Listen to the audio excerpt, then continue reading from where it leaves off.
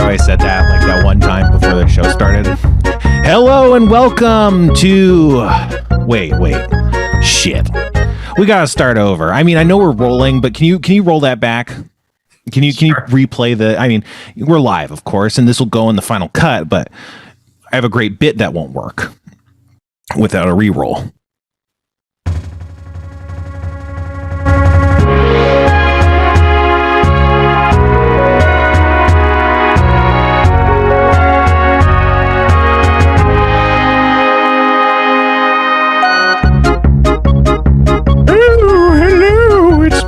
Charlie Templeton, and I'm the magical fairy from the wobulous land of Sparkle Tits, and I'm hosting the podcast today, the podcast known as...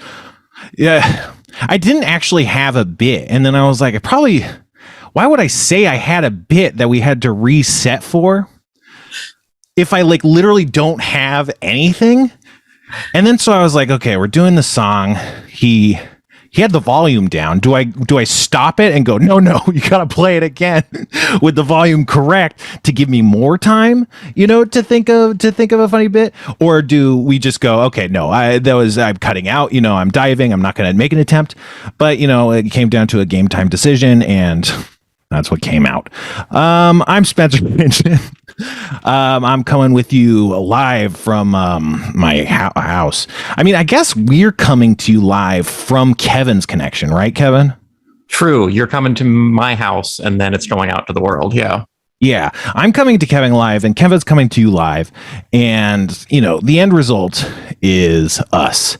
And so what you won't hear this episode is Jeff Davis, the comptroller, the object of my derision and spite, the scapegoat, as I like to call him. Yes. So what was it? I told the story in the episode that you may or may not have listened to, that we put out. It was like just a bullshit episode because I was like, we can't skip 2 weeks. Can't skip 2 weeks in a row. 1 week, fine. 2 weeks, no. We gotta put something in the feed. Also, I gotta plug my fucking Patreon. My Spitereon is live, you guys. Holy shit. It's working so hard. Jeff is afraid to come on the podcast anymore. So yeah, go to patreon.com/thesixler to check out my Spitereon. I'm releasing D&D content. I made a food review. I think I'm gonna try and do food reviews there just because it feels like, I don't know. If I just started a blog or something of food stuff, or just I don't know, it feels like it's weird to just be like, I'm a writer and I'm going to write bullshit things that I think are good. I'm starting a Substack or whatever. I don't know. That sounds weird. But if it's like, I already have a Patreon for something else, and if I put writing there, all the better. It feels a little bit different psychologically. So I don't know. I'm gonna try to do food reviews. I don't know. Who knows? We're gonna make it spiteful in here, and it'll be really good. But yeah, no. Check out my Spitreon. Anyway, so we didn't have a show for 2 weeks, and Jeff also sensed that, and so he rolls in to the text with he wants to get things rolling in his particular Jeff way, as I'm sure Kevin can attest to. So Jeff breaks into the chat with hey, I can't do the podcast next week, but we should do the podcast, which isn't that just Jeff Davis, ladies and gentlemen? Isn't that just what working with him is like? Yeah, I'm not gonna do it, but I am involved. My name's on it. Here's my face. So you guys should really get going, huh? I mean, come on. Someone's got to do this, and let's face it, it's not going to be me. So, I think that was the subtext to the text. I don't know what the exact text was. And then I was like, okay, well, there's other days. What was it, a Wednesday, Thursday? I think it was a Wednesday. And I was like, what about before that? Saturday, Friday, we could record, we could do a pre-record. And he's like, yeah. And I was like, okay, well, what about Friday? I think I said no. Well, okay. At this point, the story goes into fiction because it's a better story this way. So at this point, I was like, okay, what about Saturday? No response. Friday, is coming to a close, and I'm like, yeah, what about Saturday? And Jeff's like, yeah. And then 10 minutes later, Jeff's like, ooh, my Saturday just got super busy, this is another one of Jeff's moves, which is his schedule just spontaneously fills up with mystery items, which he's never willing to reveal, which to me just says, I'm making this up. I do not have an obligation. I would rather go to the bar, and I'm not going to say that. I'm going to say, oh, my schedule just filled up, and who knows? Well, it did technically. What? It did technically fill up with going to the bar. Yeah, no, but there's events that happen, and then there's maybe I'd rather do something else. And I think, philosophically, those are a little bit different, executions of a similar idea. But so yeah, his Saturdays just filled up, and I was like, oh, okay. What do we want to do? And then he said, so now we're back into truth. That's what it felt like, by the way. I don't know exactly what happened. I'm not going to look at the text messages. So that was my emotional truth, but I don't think that was literally truth. But we're transitioning back into literal truth. And then I was like, okay, so should we record? And then he sends just a typo mess, and it just like, I have no idea what it, and just doesn't correct it for like 4 hours or something. And so I'm like, at some point I'm like, that doesn't say anything. Like, there's just typos. And then he responds, I don't know what that was supposed to mean. And then more time passes, and it's like, okay, why don't you scroll up and look at the question that you thought you responded to? And if you don't understand your response, why don't you take that question for another spin and come up with an organic answer in the moment and give it to me? Or, just go back to whatever you're doing and ignore us. That's fine. And so then I'm like, okay. And then so I start pitching because, there's letters there. They don't make anything coherent, but you can see possible hints of intention, ideas. And so I'm like, did you want to do it later or earlier? And he was like, yes. And I was like, later or earlier? And he's like, gotta be later. And it's like, we had like 3 days to figure this out before the day the show is supposed to be. And now it's like, Saturday night revelation. Oh, I meant to say I can't do it at all and want to do it on Monday or something, which, is fine because it gave me 17 minutes of content. I don't know. But so that's what I'm dealing with. That's why we're here. And so I had all day to prepare a great show, and I didn't. This is going to be a bad show, and it's probably going to be one of the worst ones. There's that one show that was a bad show that me and Kevin did, and it could beat that one. I don't know. At this point, I think it's worse. We might be able to get ourselves out of it. Certainly by comparing ourselves to that episode for the rest of the episode, I think that'll kind of be enough to get us over the edge. But no, I don't know what to talk about. I tried to get a guest. I tried to get a couple guests. It didn't work out. I don't know, man. What? I like podcasting, but for me, I need a net, and this is podcasting without a net. I'm not, it's not good. It's not good to listen to, but that's my life. What else is in my life? I played D&D this morning. I filled in a game. That's why I did prep the show. Actually, I was playing D&D. I was filling in on a campaign. I was being hilarious, by the way. I was playing a character you might recognize from the That Happens D&D, Oculon, the dwarven cultist. I built him using my Patreon content, because the first Patreon content of my Patreon coming out once a month is going to be D&D stuff. And I released a character option for the Warlock, a character option for the patron of the Big Cool Eye. And so I was playing as a cultist of the Big Cool Eye that just kind of showed up, and I was helping people out. I was running around blasting things with my eyeball. It was really awesome. We fought this giant golem and had to rip out his eyes to power him down. And then we got trapped in a room full of faces, and the faces were crying, and they were crying acid, and we had to cheer up the faces. And so this is so bad. This is like a call to my mom, is just being a podcast. But so I reached into my memory banks and to cheer up these stone faces to stop from being burned in acid by their acidic tears, I used a joke from the series Dragon Ball Z in an episode where Goku had to tell a joke to who was it? The blue guy, right? King something. King Kama? I don't know. The blue guy who lives on the small planet, you know, who taught Goku Kaioken and stuff. And he had to make him laugh. And so Goku just screams at the top of his lungs. He goes, "You can tune a piano, but you can't tune a fish." And it just like it zooms out multiple times and you hear his voice echoing just in this weird negative space. And then, you know, Master whatever his name is laughs. Master Kame? He laughs and then he passes the test. So I screamed that in the room and I was like, what a great throwback.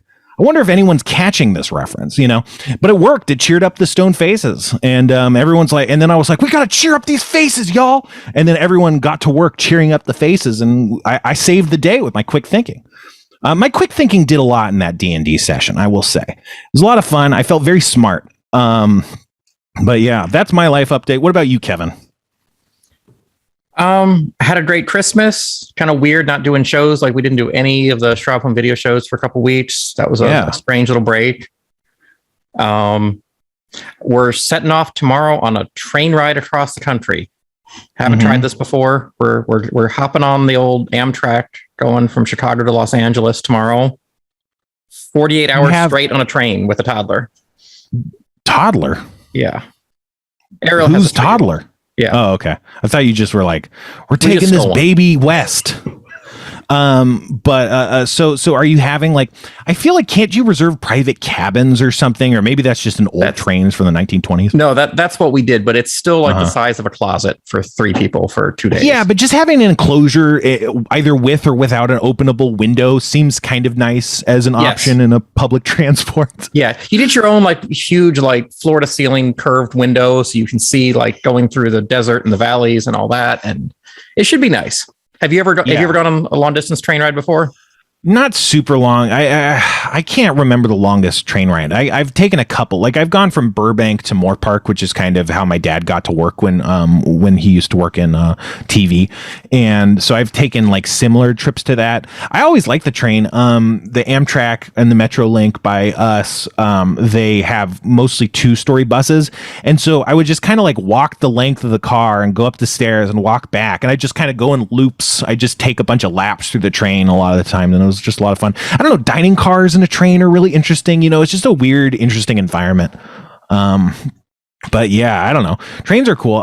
Were the tickets cheap? Like, I feel like the tickets aren't cheap. Like they usually are priced kind of similar to planes, but they're less convenient than planes. Yes, that you've nailed it. Right. Yeah, no, they're not cheap, but you get a lot for it. I mean, there's a restaurant dining car where you get 3 full, actually surprisingly nice meals a day that are included in it. If you get the sleeping car, you know, your own little private room thing and things like that. So you get a lot for it, but yeah, it's not cheap compared to you know, cheap plane tickets. Yeah, when you consider you're spending 2 days, it's like you might hope to get a little discount off of a plane ticket, you know. You'd think. But yeah, I mean, trains are great. Don't get me wrong. I mean, you know, we could do a lot more with trains in this country if we wanted. You know, you hear about this Hyperloop, this Elon Musk Hyperloop. I don't think anyone really remembers, but when he first proposed it, it was like a massive underground rail, like under the whole country, like a high-speed rail connecting the whole country, and it also operated on a weird principle that was probably one of Elon Musk's many just pulled out of his ass bullshit things that could never be possible. But he wanted it to be the train had some sort of suction that it could suck the air in front of it through it and push it behind it to negate the wind resistance that, you know, bullet trains, very fast, you know, too fast, fast enough, certainly, you know, like don't really need to beat that. But his premise was we could beat that if we could do something about the wind resistance. And we might be able to do that if we had some sort of weird tube and system underground. I don't know. That was the initial premise. And then he was like, well, what if there was Tesla buses and they went in one-way roads underground. And everyone's like, that sucks. And then he was like, well, wait a minute. What if they're normal cars, but they get on special skates and then the skates go down one-way roads? And it's like, that's even worse. And he's like, okay, hold on. What if I hire Uber drivers and they take you down these one-way roads and there's traffic? And it's like, that's literally not anything. That's not even anything. You can't even call that like, that's like, what if air hurt to breathe? You know, like what if instead of your eyes, we gouge them out? Like, I mean, you're just like, none of this is anything. It's just horrible. Like what you're proposing, like, at the very beginning, that was something. It was impossible, sure, and you were pulling it out of your ass, but at least that's something. Now this is just awful. This is just all terrible. You know, I don't know. But so, okay. Anyway, that was a good rant. Good rant. But Christmas, you said Christmas. You talked to your family, Ariel's family, anything? Yeah. We had a couple people over for Christmas. Just her, 2 or 3 people from her family came by. Still getting used to having a 3-year-old in my house and things like that. So, that was fun to experience Christmas through the eyes of a 3-year-old. This is really the first year she's going to maybe remember Christmas and kind of vaguely understands what's going on. So that was a lot of fun to watch. Yeah. It was really nice. What did you do for Christmas? Well, follow-up question. 3-year-old, any good words? You mean like, has she learned any good words? Is there not a lot of talking at that age, right? Is there? No, there is. She's pretty vocal now. She's learned a few swear words and, it's embarrassing, but yeah, no, she's starting to, like, just in the last 6 months, gone from kind of babbling to being able to say, hey, go downstairs, pick this up and bring it back to me. And she actually does it, which is amazingly satisfying to watch. Yeah. So what do you think? I mean, I don't know. I don't hate kids. I'm afraid of kids not liking me. I'm afraid of everyone not liking me. But I feel like I like interacting with kids. Like, I don't like baby kids. I kind of talk to them pretty seriously, but I talk about them about what they're interested. I'm like, oh, that was a great show. Tell me more about Dora, stuff like that, and I like talking to them because it's interesting. I don't know. How does the average kid react to you? I think kids are not impressed by me. But it's not, I don't think kids are afraid of me usually either. I think it's pretty neutral. It's just, I don't know. I'm not important to anybody, it's like, that's something that becomes really clear. I'm definitely like the 7th thing that anyone's thinking of at most. Which brings me into my Christmas. I forgot. So we actually had Christmas dinner. Did we talk about that on the pod? Not Christmas dinner, but dinner over the holidays. No, I don't think we did. So we went to Fogo de Chao, and that was maybe the only thing I did during the whole winter season. Was go to Fogo de Chao with you for your wedding after dinner. Yes. And that was very fun. And yeah. So holidays are a tough time for me. They've always been a tough time for me. I don't know why. Part of it is they serve as really concrete markers of how far afield I am from normal people and normal experiences. I feel like the strongest negative feeling I ever had was always Halloween. I'm a big kid, and there's a thing that big or mature looking kids encounter as they trick or treat, which is the suspicion of adults, which is like, you're too old to be trick or treating. It's like, I'm younger than him. He just looks like a baby, and so it becomes this thing where what are you doing? You're wrong in some way. You don't belong. And what you don't belong in is the age cohort you identify with. You are now a weird large person, And so then, that's something that everyone goes through, is kind of aging out of the trick-or-treating. I aged out of it earlier than most. I knew 16, 17-year-old kids that were trick-or-treating in high school and stuff. But, you transition from that into the Halloween parties and stuff. And I would never get invited to any parties, let alone Halloween parties. And so parties in general were also similar, where there were these signifiers that I'm just not checking the boxes you're supposed to check as a human being, and a participant in society. And so, Halloween parties were just a stronger thing because it's like this cultural thing where everyone's, it's all the Halloween parties and everyone's, and all the ladies are being sexy and everyone's, it's all this hip kind of new adult kind of thing as we grow out of childhood, and it's like, okay, so I was ejected early from childhood and now I'm being barred from entering into like cool teen adulthood, and it's like, okay, I'm just fucked. Maybe it'll get better. It never does. And so I don't know. And so I think that was the first one that started hitting me. But I stopped going to Thanksgiving and Christmas with my family at some point, just because, I don't know, probably just being a brat or something, but it was just always a hassle. My family, anytime we get into a car and go somewhere, it's a fucking nightmare, and it's all made up. Like, we're me and my two brothers are the most chill people on the planet. And then, I mean, not necessarily, but in these instances they are. And then my parents, just they're just freaking out and screaming. They're like, we're late. And then they're the reason we're like 2 hours late. They're like saying we're late when we're 2 hours early. And then we don't leave until after we start being late. And it's like, well, I'm not the person who chooses when we leave. Like, it's just this entirely manufactured drama. And it's like, I don't want this. And then I would go and then people would be like, oh, how's your job at Borders? And it's like, I haven't worked at Borders. No, they would say, how's your job at Barnes and Noble? And I would be like, I never worked at Barnes and Noble. I've never worked at Barnes and Noble. I never had a job there. I haven't worked there in 7 years either. But I never worked there. But like, I've never had this bookstore job that you think is my job that I never had. I just never, it's like, and so it's just like having these same conversations over and over. And then, the same misunderstandings. And it's like, well, I mean, I'm not trying that hard either, but at least I'm not pretending. Like, I'll just sit in the corner and mind my own business. Like, you guys can go talk to each other. No one has to like go pretend they're interested in me and then lose interest. And then I just have to watch another disappointment, like, walk out of my life, So I opted out of doing that. And yeah, I think it kind of just was the start of me growing apart from my family. And so, it's a reminder knowing that I don't have the family like other people have. I don't have a close connection with my family. And in addition, because I don't have a family and your friends and social people are doing things with their family, then it's like the other things that you do that aren't family stuff, like your normal routines, social routines get disrupted. And then because like businesses are being weird and, being closed and stuff and having different hours and also the pandemic and everything, then it's like, and I don't even know what kind of commercial activities I can be engaging in. Like, all of the layers of my life just get completely disrupted for the whole season.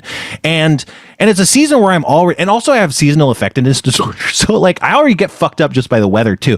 And so, and then it's like all my routines are disrupted, which is great because then I can just spend all my time focusing on how horrible my life is and how terrible I feel all the time, And so that's really good. It was probably the hardest season that I've had. And it's always not good. I almost did something that a lot of people would be ashamed of. I don't think everyone would be ashamed of it. I don't want to say what it is, but I will say that there are things that society, a lot of people find shameful. There's not like cannibalism, revenge, stuff like this. There's not a lot of things where it's like, if I admit this, that's a shameful thing to admit, and that's where my head was. And I'm not going to talk about it, but it was not great. I didn't like it. As it was ending, it was, I was like, can't wait to get back to normal. And then we were going to play D&D. And then at D&D, they were like, we don't really like playing D&D. We're going to play, I can't focus. Like, let's just try to play D&D once a month. And so it's like, okay. I just wanted to not think about any of this stuff about how I hate my life. And this was my escape. And now it's like, okay, well, now it's just like, I hate this too. And I hate everything. And I was hoping to get out of that headspace. And here I am back in it again. And it was not good. And I did not like it. Another thing I want to say, I don't talk to my family. I remember it like my parents don't try very hard. They text me very occasionally. I do not get calls from my parents. I get in the ballpark of 8 texts a year from each of my parents. Maybe more like 4 from my dad. So they're not trying very hard, and they weren't when we had an quote unquote active relationship. But I don't know. But I was thinking about that. It made me think about. I'm so sorry, Kevin. This is just all me talking, huh? But I do want to keep loving talking. I love the glimpse into your life that we don't normally get to see. Yeah, for sure. It's not like I'm a private person. I just tend not to talk about these things because it doesn't come up, But I mean, I'm whatever. Anyway, I just remember there was a time where I was 20 something. I was still living with my parents because I wasn't making enough money to like move out. No one wanted to be my roommate, and I didn't really want to find like a Craigslist roommate. Like if I was forced to, I probably could have found someone. But I was living with my parents. It seemed like a lot of money to just take on extra debt without a job that could support it. Anyway, my parents we'd always get in fights about the stupidest shit. I totally can't even remember what the source of the fight was.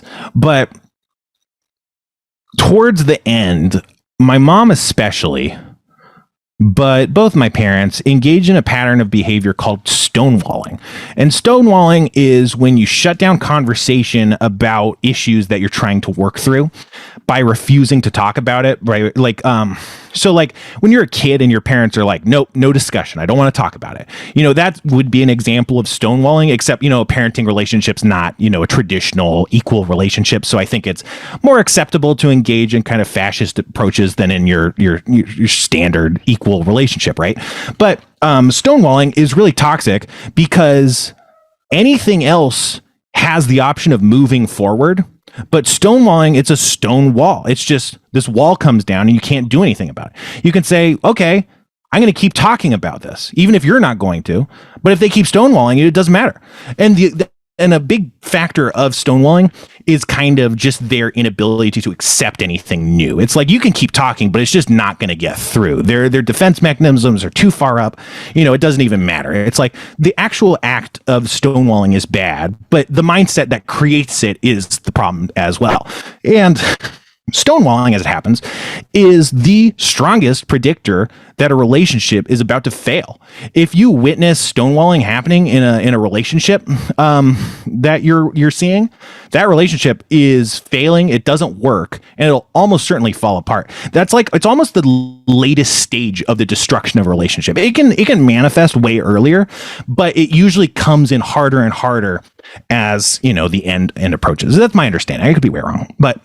So my mom was a stonewalling queen. It was amazing. And she did it to my dad. She did it to everybody. You could have talked to her. It was great. And by great, I mean fucking the most infuriating thing on the planet with a person that claims to have a brain. It's like if you have a brain and you're willing to, use it and be rational in some way, then, we should have some sort of exchange, even if it doesn't change any of our stances. It's like, well, let's share our ideas. Share your ideas. Tell me what you're thinking. Don't just say, fuck you, go away.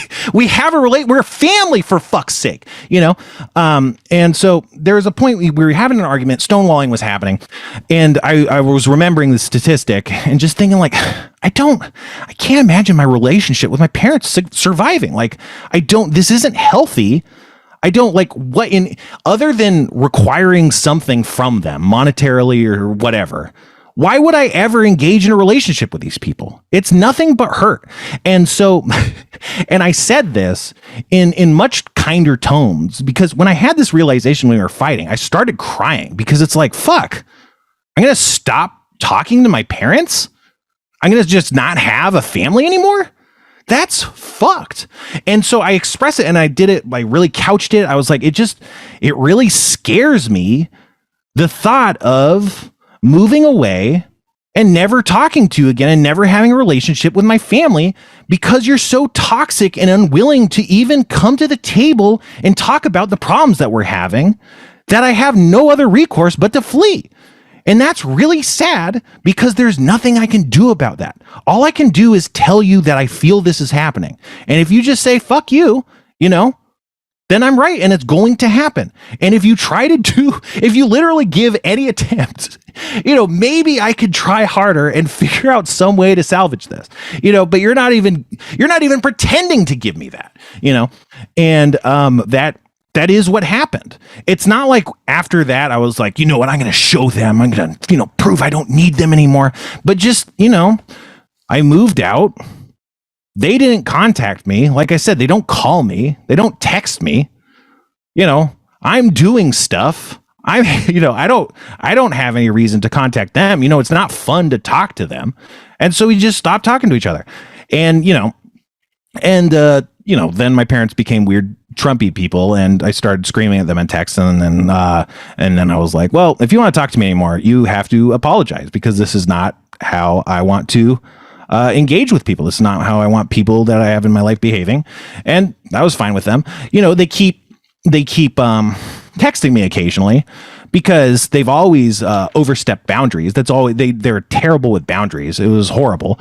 And so they don't feel like they're convinced that I can probably, and they're honestly probably right. It's just a matter of like, is it 5 years or is it 25 years?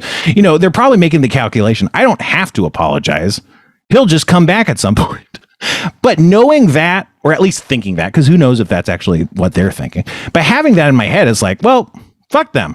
I'm not going to lose. I set a boundary. And if they're going to be like, he'll drop his boundary, then I'm going to not. It's like, that's also abusive.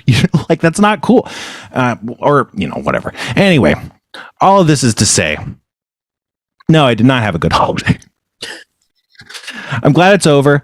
I was afraid to launch my Patreon, and I did. And since that started, it has been really nice. ADD means you have hyperfixation, and so sometimes you get really into projects and you fall off of them, and I'm sure that's going to happen very soon.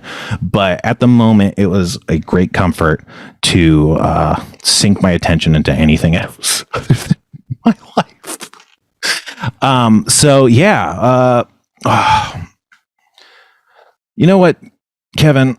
Yes. I'm just finding out we got to take a quick break. Commercial break? Yeah. We'll be right back. Hey there. My name's Spencer.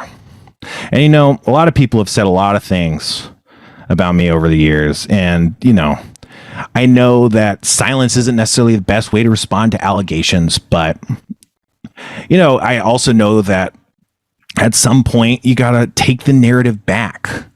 And so I just want to say that it doesn't matter what people report. It doesn't matter what audio recordings may have picked up.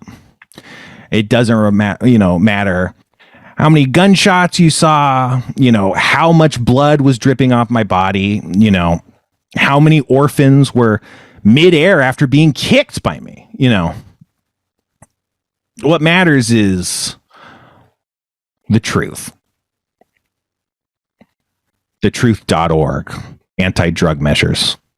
Go to truth.org for more help with drugs and information and stuff. And we're back. That was another, I usually try and think of at least something that could be a commercial before, but another failure. But so we got some food and beverages, if I'm not mistaken. So what's the deal? So Kevin has always been on this beverage and food tasting tip, because that's something that he can really get into and make happen. He can't be all like, hey, what if you come up with a hilarious bit and commit to it really hard for the whole premise of the episode? We'll be like, no, that sounds like a lot of work. But he can send us stuff and be like, what if you eat that? And so we found this nice routine. And Kevin, in service of this goal, you approached a company, a vendor of some sort. What's the deal? Okay, so this is kind of strange. So there's a company called the Exotic Soda Company. So it's exoticsodaco.com. And they actually import a lot of very hard to find drinks and snacks and things like that. And one of the things I noticed, so, call back to an earlier episode, I used to work at Midway Games. And one of the games, I didn't really have much to do with this game, but one of the games that was made while I worked there is a driving game called Cruisin' USA and Cruisin' World and Cruisin' Exotica and all these. Well, their logo is a direct ripoff of the Cruisin' USA logo. I mean, it is exactly 100% our Cruisin' USA logo, just changed to be their words. And then it was their exotic beverages or something. Yeah. Okay. And then they had another logo showing this like box set of things you could buy that was the Cruisin' World logo, 100% like it's the Nintendo 64 game box, I think, or something like that. The actual game box, but just redone to pitch sodas. And I was like, this is really strange. So I ordered a bunch of stuff from them thinking this was a great sign that we needed to buy something from this company. And the owner of it actually texted me out of nowhere and just said, hey, this is a big order. It's going to take us a little while. And so I got to talking to him and I was like, hey, kind of looks like you ripped off the logo of a company that I work for. And he's like, oh my God, yes, we're huge fans. We love the games. So it was this weird little connection that just out of nowhere came up, and we got talking about crazy sodas and the podcast and all this. So he sent us a ridiculous amount of drinks and snacks and everything. They're not a sponsor. They're not paying us for this. They just sent me a bunch of stuff. They do say, though, if any of you guys want to try this stuff, they gave me a coupon code to give out. So if you go to exoticsodaco.com and use coupon code that happens, all one word, you get 15% off your entire order.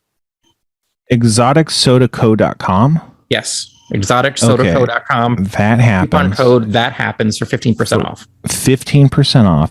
And it was called Exotic Beverages, the name of the company. It's the Exotic Soda Company. Exotic Soda Company.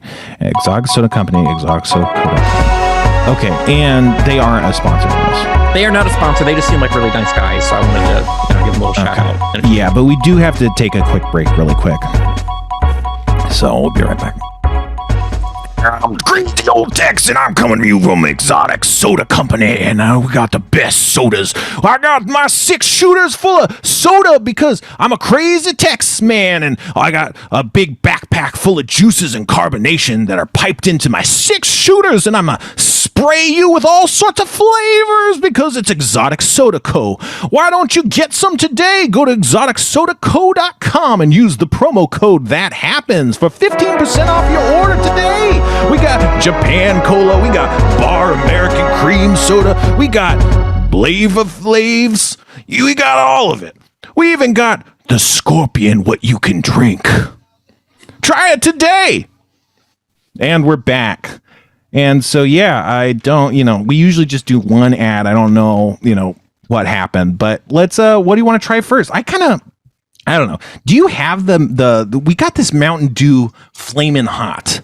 Right. This did not come from them, by the way. This was something we acquired earlier that we just never got around to drinking. But that's the thing. I wanted to say that I want to try this first, but it's not from them. But since it's spicy, we should probably try it first, right? Because then we can, if we have to emergency wash it down or something, we can bust into those other ones. So for those listening, this is Mountain Dew Flamin' Hot. It's supposed to be sort of like Flamin' Hot Cheetos inspired Mountain Dew. Right, Flamin' Hot Cheetos, the Flamin' Hot brand associated with that guy that told the story about how he was a janitor and invented Flamin' Hot Cheetos, but that was a lie, and he actually pitched Flamin' Hot popcorn, but it's not as good as a story, so he just says it was Flamin' Hot Cheetos now. But yeah, so that's kind of what's going on there. I'm going to crack this open and tell you what I'm sniffing. Get a nice head. So it smells, it just smells like Mountain Dew, and then you get some pepper. When you inhale pepper and it burns, it kind of gives you some of that.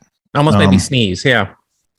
So I'm going to do, I listened to a podcast, and the first thing they do is they put the thing in their mouth, and then they still just try and smell it without tasting it. They put it in their mouth to get their smells, not the taste. And then the second they go for the taste. Does that make sense? So I'm going to try that. But yeah, you narrate. So yeah, let me take this little sip here. Oh, okay. So the first notes are just pure Mountain Dew, kind of followed by, I think, a kick of spice. It's got that kind of you'd call this flavorless spice, right? Right. It just heat without a flavor. There is a chemical that causes this sensation, and that must just be in this. This is simply Mountain Dew with that chemical. Right. I wish there was more to it than that. It's not that spicy. I don't feel the need to wash it down to calm my burned taste buds. No, but I don't know if I would drink a whole can of this either. Yeah, very lackluster. Yeah, like on a 1 to 10 scale, what would you give the Spencer? Well, I mean, it tastes fine, but it's like I would never want it, right? Right. You know, so it's like, is that a 1? I mean, I feel like this is like maybe a 4 in terms of like, it's not bad. I mean, a regular Mountain Dew is way higher than a 4, and it tastes the same. Like, it's like, how would you differentiate it? It's only the burn. Like, it's just Mountain Dew. It's orange, by the way, but that's just marketing. You know, I was thinking 4 as well. Like, it's not bad. I don't actively dislike it. I just don't ever want to drink it ever again. There's not even enough spice. Like, it's so back there in the flavor profile. You're just drinking Mountain Dew, and then you just get this kind of slow burn, and it's like, well, that's kind of it's the exact definition of, you know, no better than the sum of its parts, right? You want things to be synergistic, and it's not. It's you drink Mountain Dew, and then your mouth burns. And then it's like, that could just be 2 separate things. You might not even connect the 2 in your head, you know, if not for the labeling.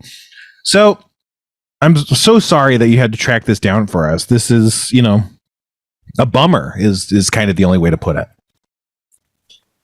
Yeah, I was expecting better. I thought this was going to have a little bit more, maybe some, like, even though it doesn't claim to be Cheetos, like some Cheetos flavor to it, or Doritos or something. This is just spicy Mountain Dew.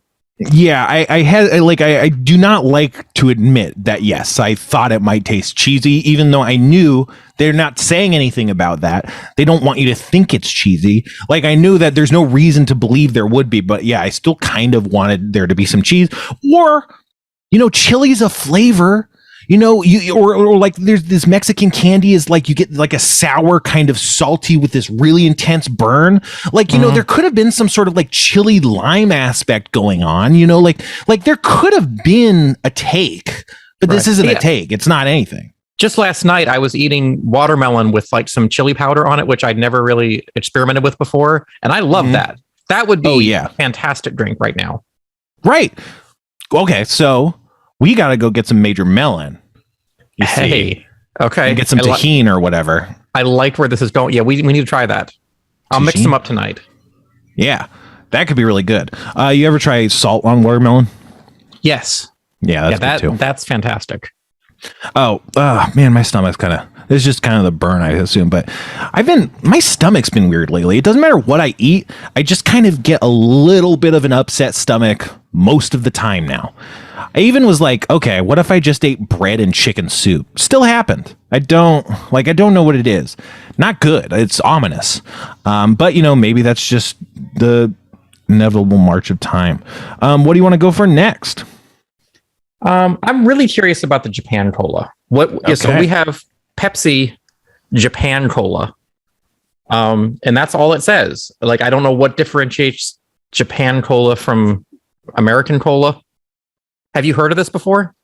No, I'm trying to read. I kind of have learned a little bit of Japanese from, I can kind of read Japanese symbols phonetically. So I think this is like ja pa. I don't know what that is. Karu ja ri. I don't know. Isuta. I don't know what that means. But the thing is, even if I could sound it out, don't know what any of those words are. Don't know how they connect. You know, a lot of times the letters are just all ran together. So I think you kind of have to understand where the words start and stop to understand how the grammatical structure connects, because otherwise it's just a bunch of symbols run together, you know? It's not interesting. Probably not worth doing on the podcast. But yeah, I was hoping it could say something interesting that I would be able to understand. But what do you think makes a cola a Japan Cola? I don't know, but see, I've got a lot of respect for Japanese drinks and snacks because, you know, their stuff is just uncannily accurate. You know, like if you drink a Japanese grape soda, it's not like our kind of like, okay, it's not actually grape, but we think it's grape. So Western and Eastern medicine have these kind of divergent branches, and there seems to be a similar thing going on with Western and Eastern like flavor science. Yes. Because they could do it really subtly and perfectly mimic the flavor in a way that American flavors do not, but that makes them very subtle. But that subtleness is better than the syrupy, overwrought bullshit. Like it really, you get the flavor. Like it's really nice. One thing I want to say is that the label says that there's 46 calories per serving. But 4.2 servings per container, which is an entire right. That's so not 100 an milliliters. No, if this is a 16.9 fluid ounce bottle, then this is about 4.2 ounces. Ish. So their serving size is a couple sips. Right. So then, so the full thing is what, 16? Yeah. So that's about a normal soda. So what are you thinking smell wise? Just smells like Pepsi, huh? You have a weird look on your face. Oh, okay. So this reminds me of New Coke. So little like soda trivia here. In the 80s, Coke made New Coke, which was considered a humongous failure everywhere except for Chicago. And up until like the late 2000s, you could still buy New Coke called Coke 2. Weirdly enough, they called it Coke 2. Mm-hmm. And you could buy that in Chicago just on the shelves at the grocery stores up until maybe 15 years ago. This smells just like that. Interesting. So you want to give it a taste while I walk you through it, or while I describe you? Let's take it a taste. Blinking. He's looking off into the distance, remembering fonder times, contemplating. It does. It reminds me a lot of New Coke. Yeah. Yeah. This is flat, right? Is this flat? Mine's a little flat. I mean, it's got some carbonation, but it's not a lot. Yeah. It's not completely flat, but I would call this flat. And as a result, it just kind of tastes like brown juice. It has kind of like cola flavors, but without the kind of effervescence and the kind of bite. You kind of just, not great. Probably good. I do think that you're right. Very much like New Coke, but I think it's even simpler. Like, I think New Coke might be a bit more complex. Wait, was it Stranger Things, right? Did Stranger Things re-release New Coke? Yes. Although it was just the bottle. It was not actually the same recipe. It was just, they put regular old Coke in the same bottle. What? Yes, it was a total scam. I'm at okay. I have a couple of those sets. I'll send you one. But yeah, no, I've had them, and I did it. And I tasted it under the impression it was New Coke, and I was like, I mean, fine. I don't dislike. I don't know. It didn't taste like Coke, but obviously, psychos like your brain primes yourself for like your flavors and stuff. I don't know. But yeah, so now we got the bar American cream soda. This one also says 44 calories, but this one's one serving. Yes, that can't be right. No, okay. So now it has a sticker over it that says 44, but then on the actual label it says 41 kilojoules per 100 milliliters. They may have calculated this wrong. But yeah, so this is actually like, you can buy this just on the shelves in England. Like, I've seen this. I never bought it when I was in England, but I've seen this in England. None of these numbers add up. Like, there's all of these things, like, because this is 41 and this is 44, so that's not even. They're similar, but like, and then there's another number here, and that doesn't correspond to either of these. All of these numbers are wrong. So this is just a British soda? I feel like this is the wrong label for this. So they put a new nutrient bottle. That's maybe wrong. A nutrient label. Anyway, I was like, is this just not going to have any sugar? Because that's too much sugar to be sugar free, but it's not enough sugar for any other purpose. Very it's got sweet. A strong smell of cream. Yeah. This to me, I'm tasting it already. Oh, I got bubble throat, huh? Listen to my bubble throat. Too sweet, I think. And it's got a hint of artificial sweetener too, which it does. It has sugar and artificial sweetener. Right, has a little bit of bitterness from that, kind of chemically bitterness from the aspartame kind of, or whatever the fuck it is. What is it? Sucralose? No. So yeah, aspartame. Yeah. I think that's what I was tasting. Aspartame has a pretty specific taste. Aspartame was in like 1984, right? I think like in Big Brother, you would get like these packets of aspartame. Right. And Tab soda had it. And Ugh. But so I don't, it's too sweet. It's like, I like cream soda, but it doesn't have much of the cream kind of creaminess. It's kind of just this really syrupy sweet. And then with aspartame, it's like, why cut the sweetness? Why make it, it could have, I don't know, whatever. This all sucks. What a bummer. You want to try another one? Well, do you have any snacks? Maybe we should do a snack, because I don't have any more refrigerated. Yeah, grab a snack and I'll get whatever you picked. Okay. Fill for me then. Okay. So yeah, so when I was in England a few times, I really enjoyed trying different sodas and drinks and things like that. And I found a lot too that pretty much across the board, everything they have is much less sweet than ours is, to the point that, like, you know, British tourists coming here just complain that everything just tastes like we've dumped a gallon of sugar in everything that we consume. So I can kind of see why this would be popular there. I can see why, like, you know, this would be a, you know, to them probably even a slightly sweeter than normal drink, because their common stuff is not sweet compared to our standards. Have you seen anything similar to that, Spencer? Well, you know, I mean, different countries and cultures have their different palates. In America, definitely. The thing is, like, America is primarily sweet. You know, obviously fat and salt are part of it, but I think it's still sweet more than everything else. Whereas, you know, there's a de-emphasis on sweet in a lot of cultures, flavors, but also just there's more positive. There's just more elements. Whereas, like, we kind of only have sweet, you know. They kind of go in all of these different directions. This is all we got. It's a bummer. It's not, you know, it's kind of a dead end of a road. Right. There's not a lot of elaboration you can do to it. I don't know. But this is, it's like, not just drinks too, because, like, you know, I've had people from other countries come here and just like try Wonder Bread and go, oh my God, this is like dessert bread. You know, at home we would have it, like, we would put fruit on this and consider this a dessert, not something you have a sandwich with. And to us, I don't think of Wonder Bread as being sweet. Right. I do. I love Wonder Bread. Very sweet. I love it because it's sweet. We always had Roman meal bread, all this wheat bread. So man, I actually bought some white bread the other day at the store. I've been making toast sandwiches. That's a struggle meal. I think you can find like recipes for toast sandwiches in like depression books and stuff, you know, or like war rationing books. Yeah, it's just buttered bread and then a slice of toast between them with salt and pepper. Really, really good.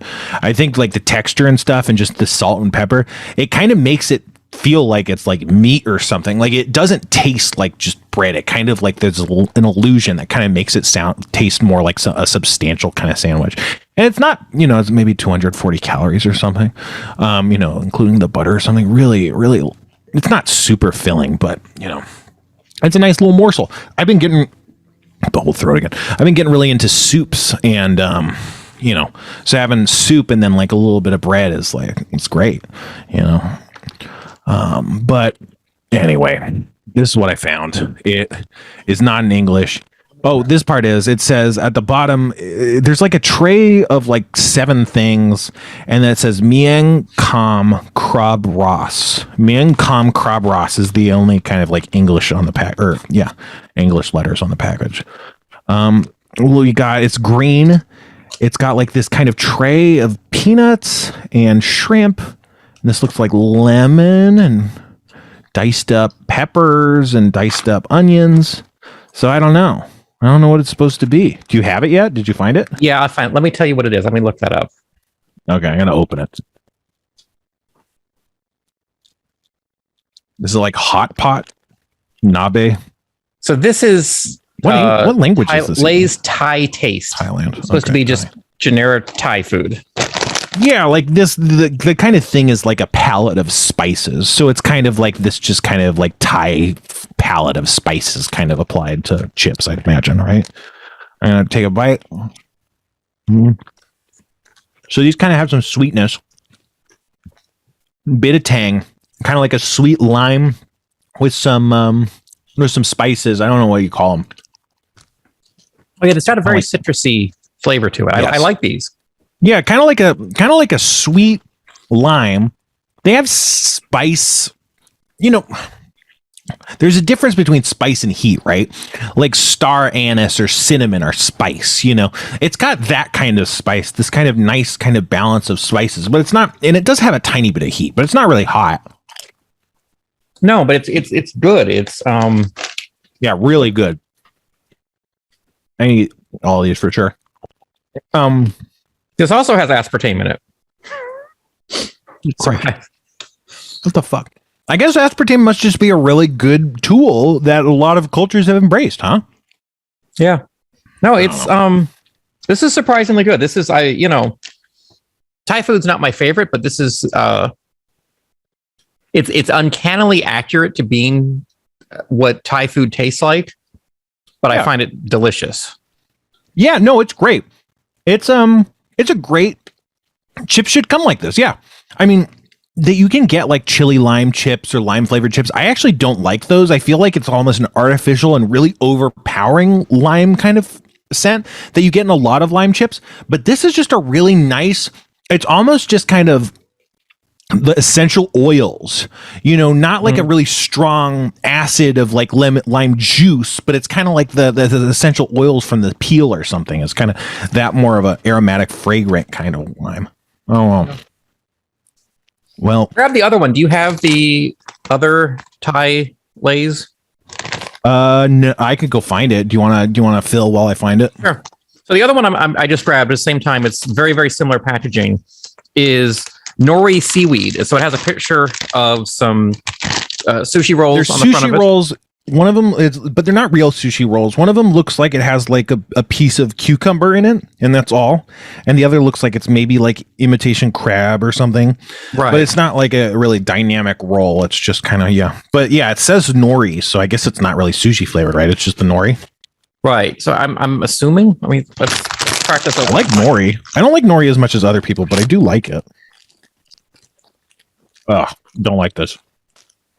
It does taste like nori. It also has some sugar. I'm not getting too much. I'm not really getting salt. I think I would enjoy this if it had more salt. Yeah, I feel like I am getting some fish, like not nori, but fish, right? Yes, it tastes like seafood, but not anything specific. I mean, it does kind of taste like sushi, right? Yeah, it does actually. It's that this is surprisingly tastes like sushi, but without the fish. Like if you were to have like a maki roll with just nothing but rice and nori around it, this is what you would get. I don't know. Maybe it's just me, but I feel like I'm getting a little fish, like just very faint, but I think it's in there. The name of it on the Exotic Soda Company website is just Lay's Seaweed, is what they call this flavor. Yeah, no, it says seaweed. It only says seaweed. I'm probably wrong. Anyway, I would eat both of these. Yeah, I don't know. I guess maybe I do like these. I've eaten a lot of them. No. Well, that's that. And that was Show and Taste, the show where we taste. So we don't got a ton of time. I have the only thing I did plan, which, whatever, was a D&D thing. It'll almost, who knows? Do you want to try? Do you have a character? Yes. Okay. So let's see here. I had this idea to plagiarize for my D&D game. And that's what this idea is. I'm not trying to hide the fact that it's plagiarism. I don't know that I want to say what it's a ripoff of, just because, I don't know, if you're not compelled to look into it, then like it's spoilers if you find out, I don't know. I think it'll be obvious. Oh, whatever. So no, I'm not going to say it, but there will be some names that if you Googled, you'll find what it's from. I don't know why I'm doing this. I don't know why I'm setting it up this way, but yeah. So yeah, I just had the idea that we could adapt this game into a D&D game. And I don't know, we only have not too long, but why don't we try? I don't know. All right. Do you need some music? Sure. Yeah.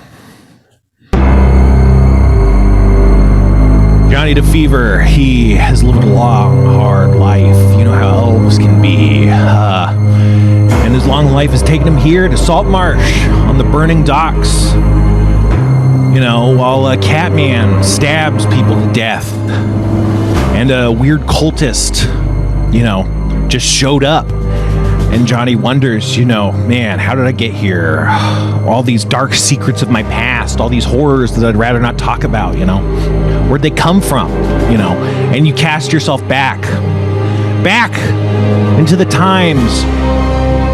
This was probably the time after you were ejected from your family in an unknown incident that we haven't explored. After that, but before what would eventually come, you might have told this story a million times, and in the retelling, exaggerations happen. Sure, you're level 3, but in the story, you might end up to be level 20. Who knows? It's just things get embellished. How memory is fallible. So who knows how true these stories are? But this is your memory all the same. Back to your days as a hired blade, a mercenary for a group, a government, an alliance known as the Order of the Northern Sky. Now, we find ourselves in the past when Johnny DeFever was a hired blade for the Order of the Northern Sky. His job had taken him to a monastery in Orban, where he was protecting a princess who is thought to be under threat from invaders, external and internal.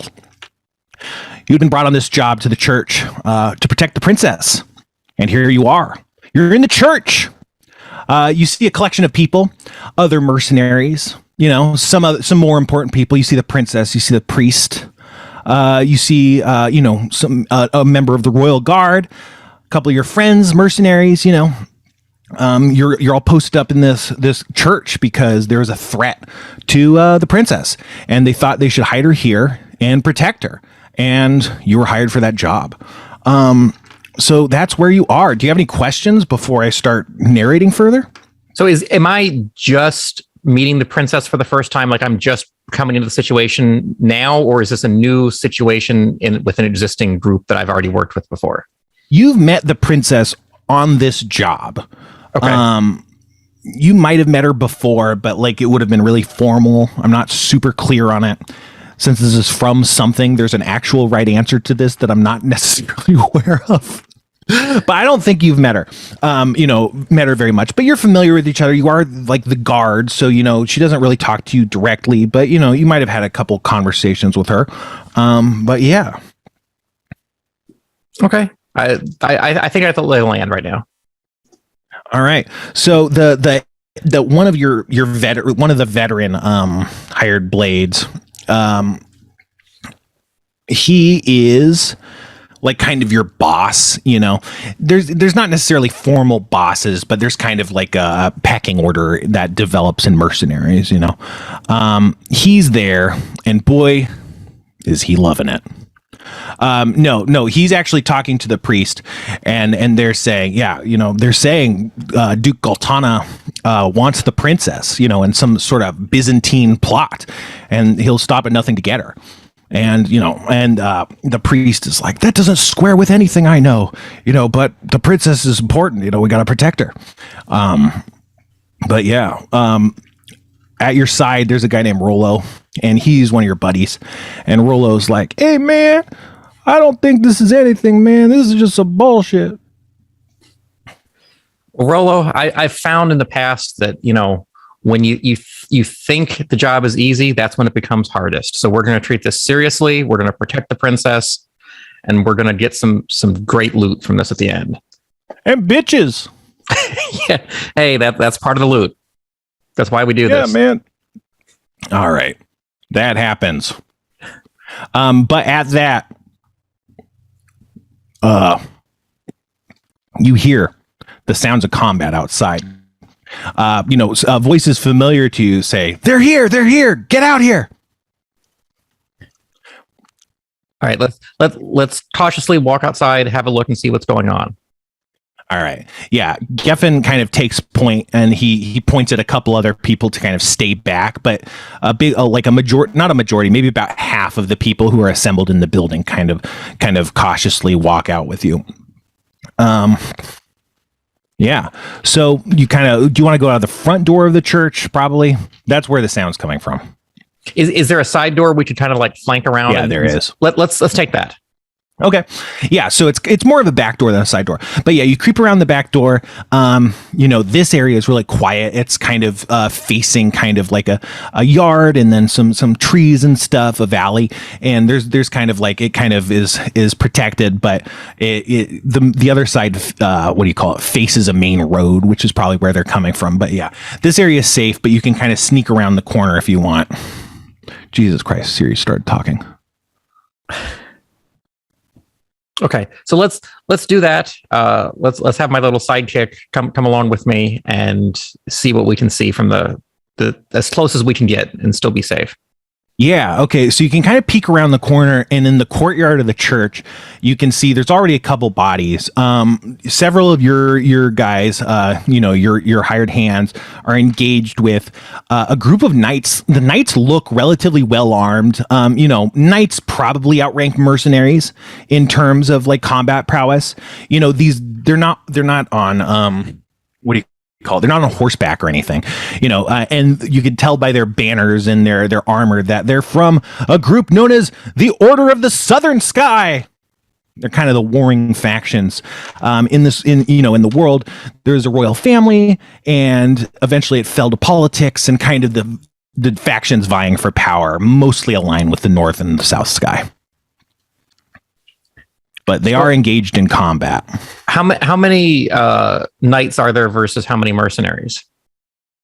Okay, so there's 12 knights. There's 8 living mercenaries, and there's 1 dead of each side on the ground. And those are already engaged in combat. And then you have your detachment that's 6 people, including Rolo and Geffen and everything. So you plus 5 people. Okay. So I guess we need to join this battle and help rush the mercenaries, because it sounds like those knights are going to wipe the floor with who's out there right now. Yeah, it does. We are out of time, it looks like, so that's probably like where we cut it. Yeah. Sure. Yeah, but these are the memories of Johnny DeFever. Who knows when he might start thinking of them again? Maybe the whatever Jeff's character's name is will, rouse him from his memories, or maybe he'll continue to remember. Who knows? I'll put my money on he'll continue to remember for the rest of time. The implication is because Jeff's never going to do the fucking show. The patreon.com/the Sixler. Please support me. If we get to 100 goals, I'm going to open up a Patreon only Discord server. I'm going to be releasing D&D content. I'm going to release a second D&D release this month. So double content this month. And I'm just going to try and build stuff out.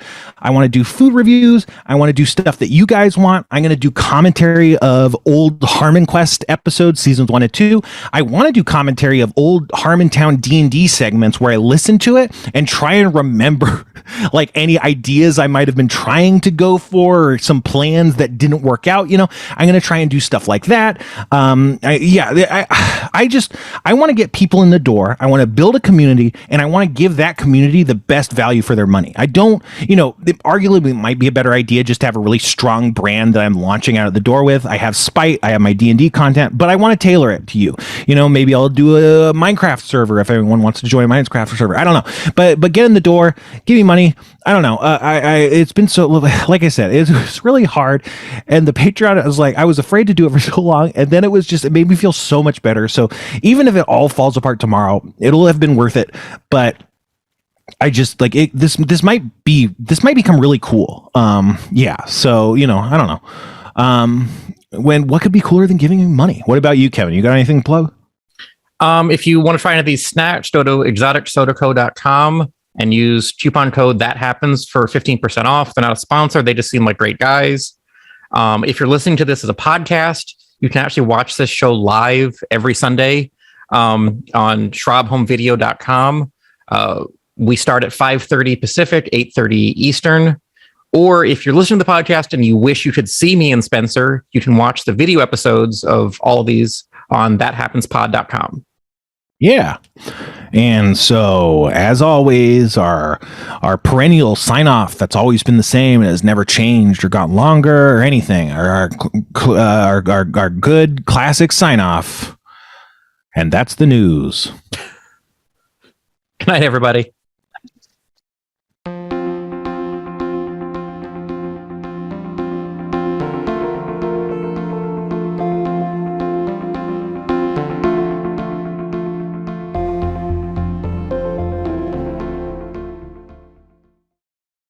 Starburns Audio.